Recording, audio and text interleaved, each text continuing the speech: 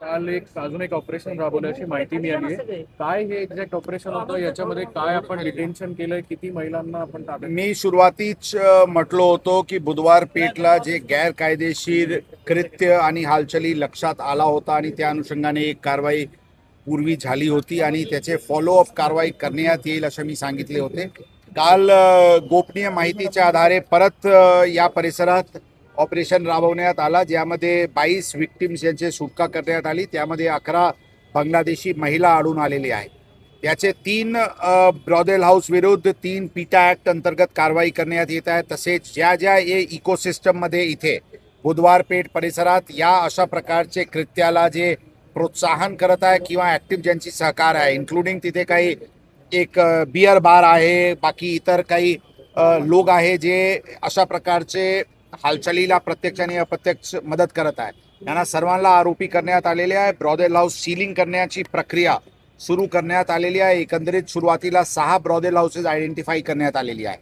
या बिल्डिंग्सचे पूर्ण building plans verification आणि जे जे काही इलिगल आहे त्याचे डिमॉलिशन करण्याबद्दलची पत्रव्यवहार पण महानगरपालिका आयुक्त यांच्यासोबत करण्यात येणार आहे. या परिसरात कोणत्याही प्रकारची गैरकृत्य चालू देणार नाही, हे पोलीस दलांची भूमिका होती आणि याच्या पुढे पण अशाच प्रकारचे कारवाई जर इलिगॅलिटी दिसून आल्यास तर चालू राहील. काही अल्पवयीन 4 मुली आहेत त्यांना पकडलं गेलं आणि त्यामध्ये प्रोसेसेस फॉलो झाल्या नाहीत असं ऑब्जेक्शन घेतलं जातं. काही ऑब्जेक्शन्स लोक घेत आहेत. ते ऑब्जेक्शन मध्ये कोणत्याही प्रकारचे तथ्य नाही. जे आमच्याकडून कारवाई पोलीस दलांकडून कारवाई सुरू आहे ते पूर्ण नियमानुसार आणि कायद्यानुसार सुरू आहे. कोणत्याही प्रकारची इलिगॅलिटी या परिसरात चालू राहू देणार नाही आणि यावर आणखी पुढच्या काळात गरज पडल्या तर आणखी जोरात कारवाई होईल. आणि इथे या परिसरात काही लोक आयडेंटिफाय झालेले आहे जे अशा प्रकारचे बांगलादेशी महिलाला तिथून ट्रॅफिक करून इथे आणते. अशा प्रकारचे सर्व दलालांविरुद्ध पण गुन्हे दाखल करण्यात येत आहे आणि क्रिमिनल कॉन्स्पिरसीचे ऑफेन्स पण रजिस्टर करण्यात येत आहे आणि पूर्ण बारकाईने इन्व्हेस्टिगेशन सुरू आहे. आता त्याचे पूर्ण विस्तृत आढावा संबंधित अधिकाऱ्यांसोबत घेण्यात आलेली आहे आणि यामध्ये कायदेशीर कारवाई करण्यात येईल. गेल्या काही दिवसात ना बुधवार पेठेतली दुसरी कारवाई आहे. मागील आठवड्यात देखील आपण मोठी कारवाई केली होती.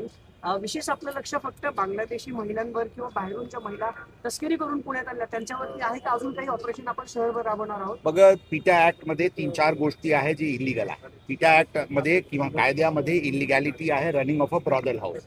Number 2 soliciting in a public place. तसेच चाइल्ड मायनर्सला ट्रॅफिकिंग. हे 3-4 गोष्टी आहे जे पीटा ऍक्ट मध्ये इलिगल आहे. ते इलिगॅलिटी विरुद्ध आमची मोहीम आहे.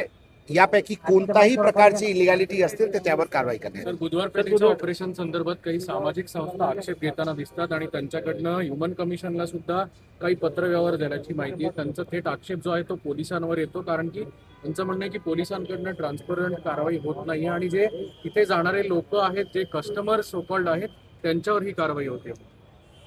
आक्षेप करण्याची, त्यांना आक्षेप घेण्याची आणि तक्रार करण्याची त्यांचा पूर्ण अधिकार आहे. ते करू शकतील, परंतु मी जबाबदारीने सांगतो जे कारवाई सुरू आहे ते नियमाचे अधीन राहून सुरू आहे. काय बांगलादेशी इथे सापडले तर काय आम्हाला डोळा बंद करून निघून जायचे का?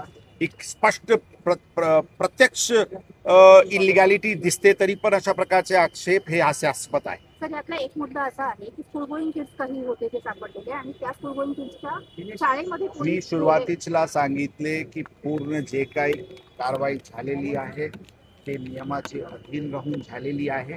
काही लोकांचे रिप्रेझेंटेशन प्राप्त झालेली आहे. ते रिप्रेझेंटेशनचे योग्य विचार करून याच्यावर कायदेशीर कारवाई करण्यात येईल. भारतीय विद्यापीठच्या संदर्भात एक सामूहिक